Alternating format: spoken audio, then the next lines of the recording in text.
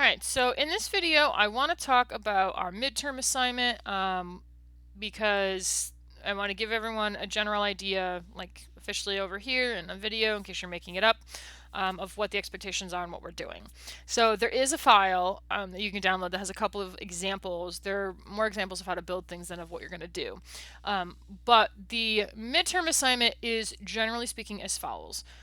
It's making, bunch of tools and the toolbox to hold them. So you want to make a bare minimum of 3 objects. That is the bare minimum. Model a toolbox to go with them. Apply materials to the objects, so you change their color and transparency and highlights and things like that. Make metal look like metal, wood look like wood. We're not attaching textures. No textures, no UVs, please. And arrange them in a nice scene in a nice composition. Extra points if you light the scene. Right, so what do we mean by this? So I've got a collection of tools here. Now these are standard tools, more on that in a second. But they're not arranged nicely. So this is a lot, this is a nice lot of models. If you did this many models and then a toolbox to go with them, that would be a very good amount of work. Depending on the quality of the models, you could get an A with this much work for sure. But you would want to arrange them better than this. This is mostly looking like they're meant to be arranged nicely, except this is like standing up over here, so we'd want to like lay them out as if you were going to show off all your models. Or you could do them like as a kind of scattered thing where, it would take me a long time to do this, but basically like having stuff overlapping things and they're kind of just like strewn about, and isn't that interesting? That would take me too long to do in this video. I don't want to bore everyone. All right, so a general set of models kind of like this. Now, what we will be grading on. So technical quality of the models is step 1. So if we look at these are not perfect examples. Do not take these as perfect examples. All right, so we've got a sawtooth saw right here. That's looking all right. The blade's looking all right. This looks okay, except like they cut in these edge loops here to get these inside corners, and then they didn't deal with this is a 4-sided, but this is a 1, 2, 3, 4, 5, 6-sided polygon. Nope. So that would be not great. It's not terrible, but it's not perfect.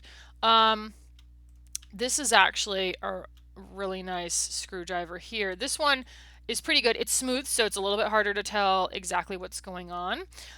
There's a really nice part here where in order to give it a different texture, they made it a separate piece and they kind of stuck it in there. So it fits in really nicely. There we go. Really great screwdriver head, except it's just intersecting with this. Now they made it 2 separate pieces to, again, make this one material, make this another. That's totally common. However, you don't need to intersect things like that. So if we look at this one, they actually extruded in to there. And so you can see, except for, this is like an 8-sided poly, I don't know what's going on there, but except for that, there's a lot of really great modeling going on in this screwdriver. They were selecting different faces and extruding them in to get that. Same with to get this. The bottom, slightly less awesome, coming into a triangle point here. That frankly is like really easily fixable. I don't know why they did that. But be that as it may, it's a well executed model. There's a lot of nice details on it, and inserting this into that is a really good way to do things. You can also find some really good edge loop work in half of this. So this piece right here, especially the tip of this, really great. This piece, mostly great, except for this being just bridged in all easily. But again, looking pretty good. And they kept this separate, different materials. They didn't keep this separate. We couldn't figure out why in class. All right, so we're looking at edge loops. We're looking at that there's no hidden faces or strange, non-merged vertices or things like that. These are all things that could be smoothed. In fact, this and this are smoothed. The wrench is smooth. There you go. So these things can be smoothed and not go screwy. So we're looking at the kind of the quality of the build. Aesthetic quality of the model. Do they look like the things they're supposed to look like? these look like the tools they're supposed to look like. If you model a paintbrush, if you model whatever, does it, bear resemblance to that thing? Obviously, we are all still a little bit early in the modeling process, so they're not going to look exact, but we want to, good faith effort at getting it close to that. Difficulty attempted and creativity shown. So, when we think about difficulty attempted, I've got a roll of duct tape right here. Now, if you're making a toolbox like this, or an artist's toolbox, or whatever, tape is pretty essential, and you might think that you need it in there, and it's great. And you can make the roll of tape look very nice. They got this nice little edge right there. That's just a really nice touch. Couple beveled edges, just all told, that is a great looking thing of duct tape. The duct tape is not the screwdriver. I think we can all agree that there is more going on in this model than in this model. I just realized there we go, right? This is denser because it's smooth, but also because there's more going on. This is a very complex model, right? This is pretty simple. So if you have one complex thing and one simple thing, that's different than having 4 complex things. That's different than if you have several rows of duct tape and that's most of your objects. Like, just because you make one of them look more like masking tape and one of them look more like another kind of tape because of their size, that's a great way to fill in a box, but it shouldn't be your primary, tools that we're going for here. We are going for what would be called in a movie or a TV show like hero props, so the things that you see up close, not the things that are in the background. So the grade you get will depend on how much you are trying to accomplish as much as how well you execute it. So these first 2 things are a lot about how well you're executing, but we also need to consider how much you are trying to do, how complex you're trying to make it. And that note, how inventive is your definition of tool and toolbox. So I have this example here, and it's based on stuff we've been doing in class. But already people were asking in class, like, can they do artist tools, fish tackle box and fishing equipment? Like, there's different ways you can think about these words. If I had 18 things to grade that had no hammers in them, that would probably be great. So if you have any questions about that, by all means, simply ask. Ask permission, not forgiveness. If you have a unique idea for what could be a tool in a toolbox, ask. Materials chosen should make sense, right? Screwdriver heads are metal and would be shiny, not matte. So if we're looking at these things here, they are made as separate pieces because this needs to look like shiny silver and this needs to look like some kind of shiny plastic or matte rubber, depending on what kind of screwdriver you're going for. Probably shiny plastic because of how hard this is. Whereas this, at least this part right here, would be more of like a rubber, because hammers usually are. This would be some kind of matte rubber, whereas this would be shiny metal.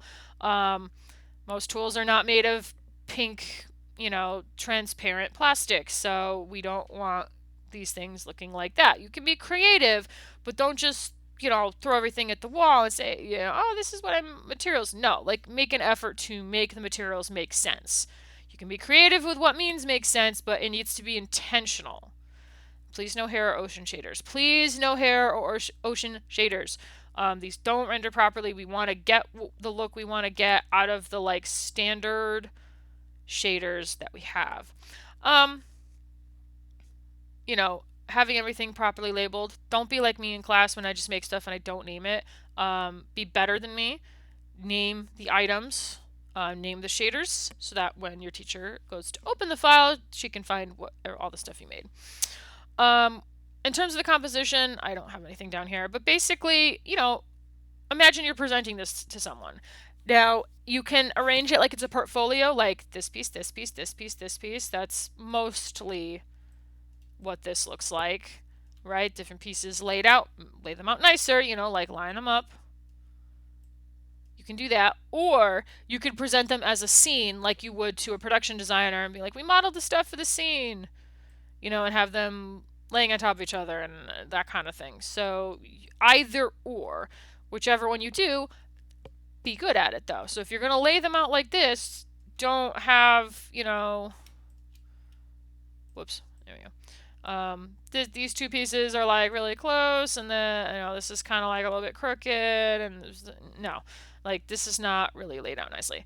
Lay them out nice and evenly. If you're doing it like a scene, then do it like a scene, and try not to have things intersecting and or floating in midair.